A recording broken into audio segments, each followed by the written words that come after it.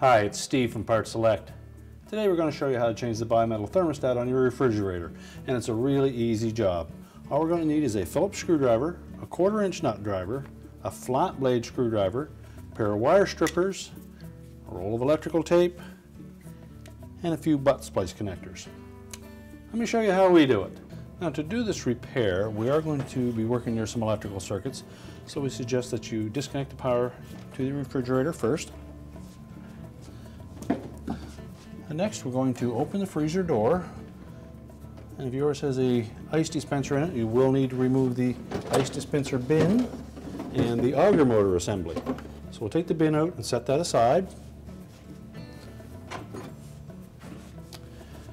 Then, using a 1/4-inch nut driver, we'll remove the 4 screws in the corners of that auger motor assembly. Now, you can take the cover away from the light bulb and remove the light bulb as well if you're worried about damaging it. Simply depress the 2 tabs on the side of the light cover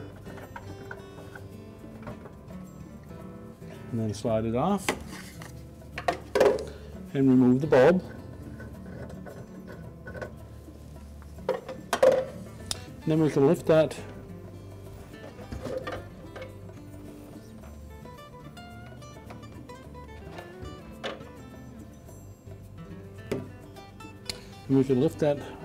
motor assembly and just lower it onto the lower 2 brackets, and it will stay there. Then, using a flat blade screwdriver, we're going to release the locking tab on that wire harness and then disconnect the harness.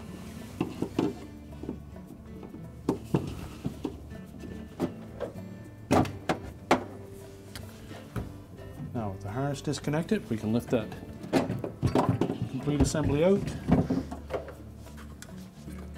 and we'll set it aside. Next, we'll remove the racks that are in the freezer. Simply lift up on the right-hand side, pull them away from the left-hand side wall. We'll also remove the lower bin and set that aside.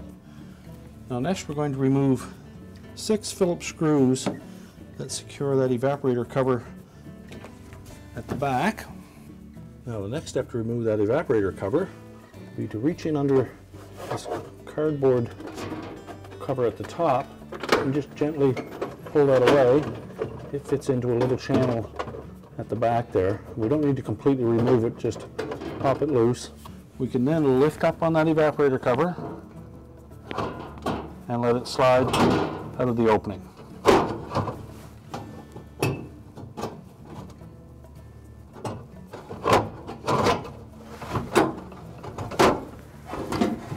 Lift up on it, and then we're just going to pivot a little bit sideways so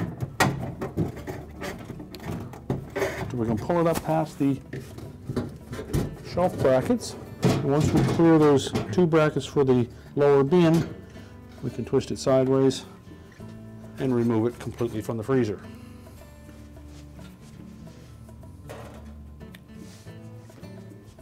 Now, that will give us access to the defrost thermostat and the wire harness connector. So we're next going to disconnect the wire harness connector and the ground wire, and unclip the thermostat from the tubing. And we want to take care working in this area because the fins on that evaporator are very sharp. So we'll take a flat blade screwdriver. I'm just going to go right in on the back right hand side, and you'll see where there's a green ground wire clipped to the back wall, and just pop that up with our flat blade screwdriver. We'll locate the thermostat and gently pry that little clip on the back of it away from the tubing. And then you'll note on the very back wall we have a wire harness connector. We depress the locking tabs on that. We'll pull that away. Now we have the harness and the defrost thermostat where we can cut into that wiring and splice in a new one. Now, to replace the defrost thermostat with the new one, you'll note that the new one does come with a length of wire leads on them. So we're going to cut the original ones just back from that 9-pin connector. So using a pair of cutters, you leave yourself an inch or two of wire. Make sure we cut the right one. There's a pink one.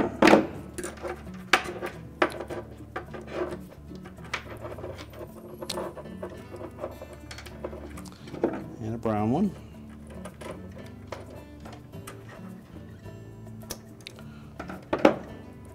And we'll pull the old defrost thermostat out of that harness and discard it. And next we're going to strip back the insulation on those wires, and depending on the type of connector that you're going to use will dictate how much of the insulation you want to strip back. If you're using the butt type terminal, you'll want to cut back about 3/8 to a half an inch of the insulation. If you're using the inline type of splice, typically about 1/4 of an inch of insulation is all that's required. We're going to use the inline type, so I'm just going to take our strippers and peel back about 1/4 of an inch of that insulation.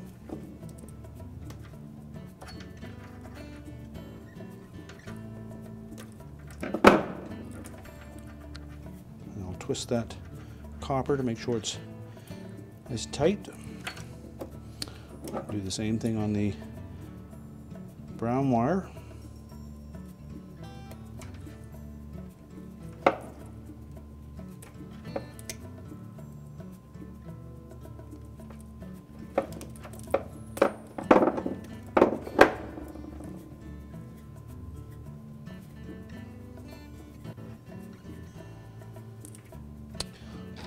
Then I'm going to insert one of those splice connectors over the copper end of that wire. Make sure it's all the way inserted. Then we'll take the crimpers,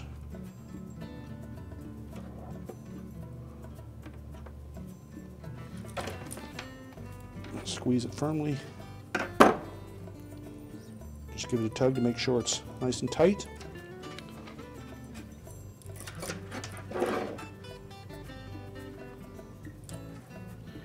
Do the same with the second wire.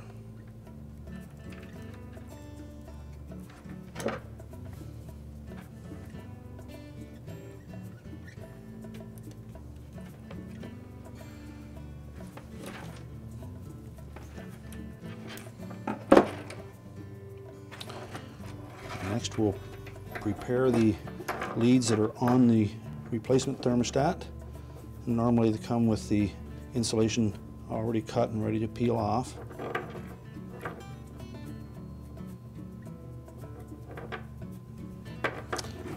So then we'll just take the copper end, slide it into that connector, make sure it's fully inserted. Again, we'll take our crimpers,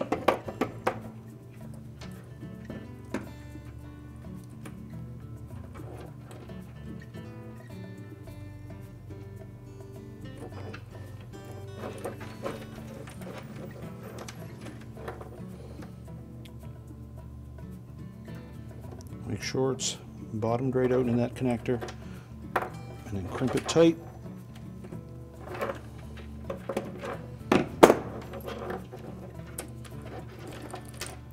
Do the same with the second one.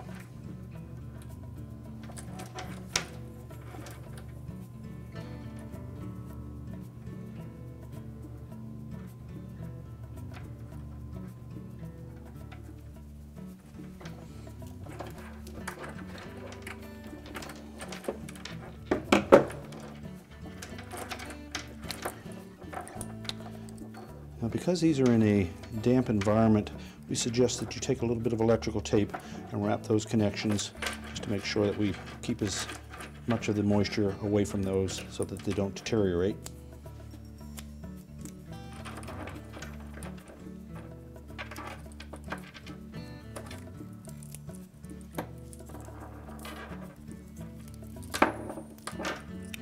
And start taping that connection on the wire first, then wrap it up around the connectors.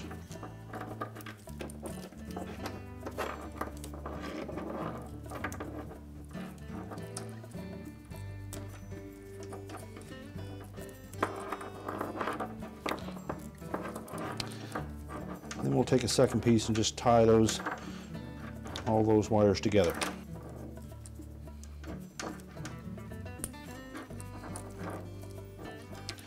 That will make a nice, neat job when we go to reinstall that harness in the refrigerator.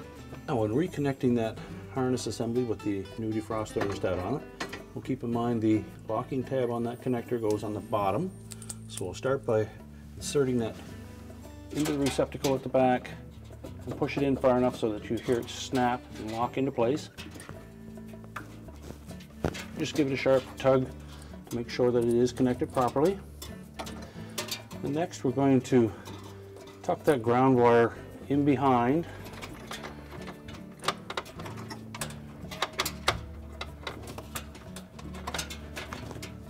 And we'll reconnect that to the back shield on that evaporator.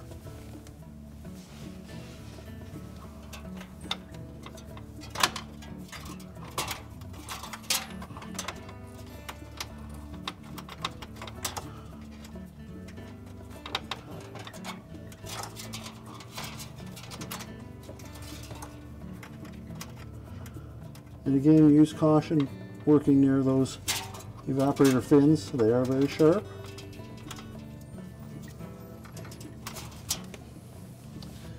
And we'll use our flat blade screwdriver to push it on firmly.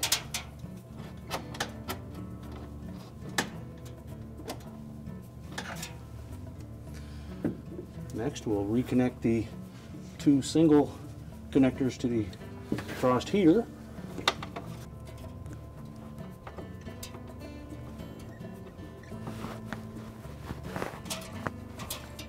Make sure the locking tabs engage.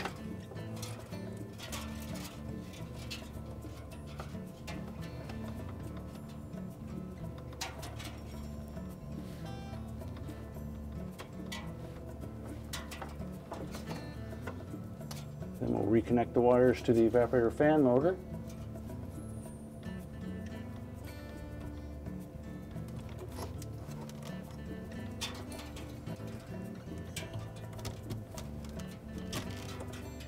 And again, make sure that they're pushed on firmly.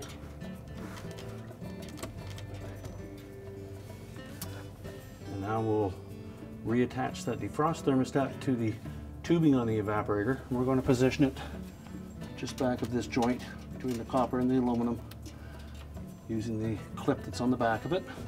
We'll just spread that slightly.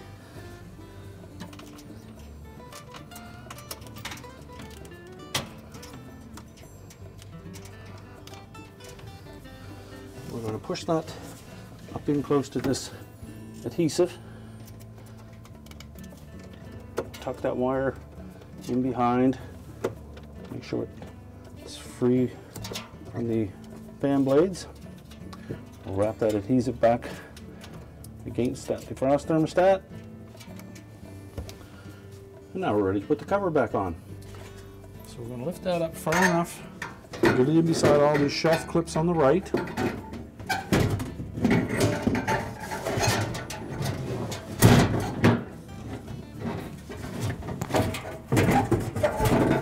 Rotate it around and let it drop down.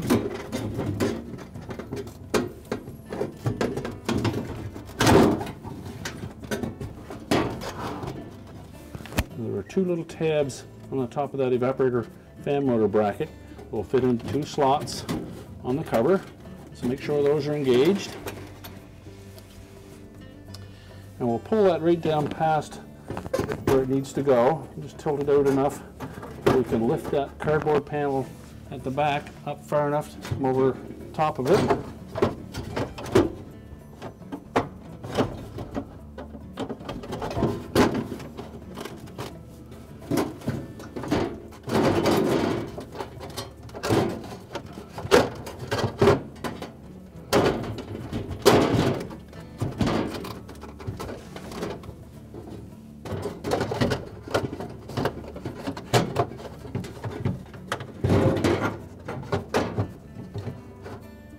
Then drop that cover down so that the two little tabs on the evaporator fan motor bracket fit into the two slots.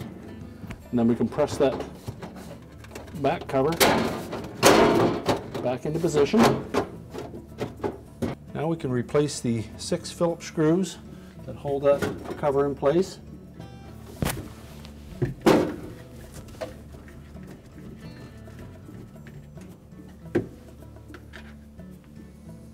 We won't tighten them until we have the screws all in position first. And we can tighten them all. And now we're ready to put the auger motor back in. So remember to pull the harness up over the top of that. And we'll just slide it in, hang it over the lower 2 mounting brackets. Reconnect the harness. And that locking tab goes on the bottom. Sure it snaps in place. And we can lift the motor up into position and replace the 1/4" hex head screws. And tighten all 4 screws securely.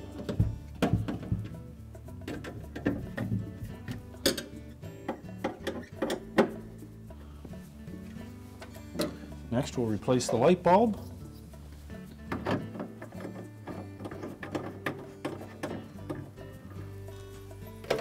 And the light bulb cover. There's a little tab on the front that we'll locate first, and we'll squeeze the sides in and clip in the 2 tabs on the side after.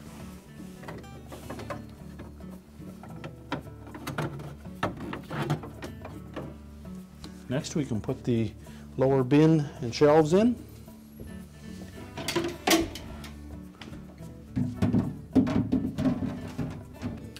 Just hook them into the left side first and then lower them down onto the shelf bins on the right hand side. Next put the ice bin in.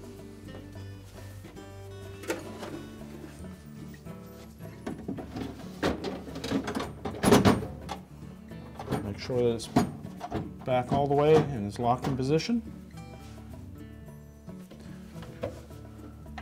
We're now ready to reconnect the power.